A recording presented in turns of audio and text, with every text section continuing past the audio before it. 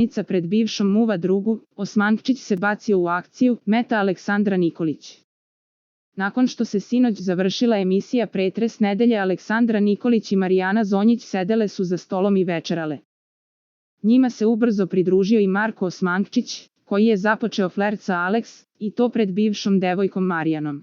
Vidjet ćeš, sve će biti drugačije kad dođe leto, rekla je Aleks. Sve mi je ovde tmurno. Ti ne piješ, rekao je Marko. Ne, u ovoj sezoni ne, rekla je Aleks.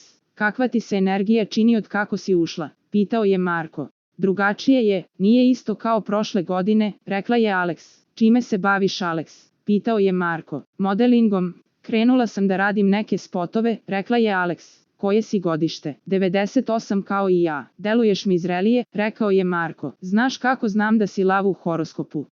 Pisali su mi neke gluposti, pa kao najbolje ću se slagati sa tobom, rekla je Aleks.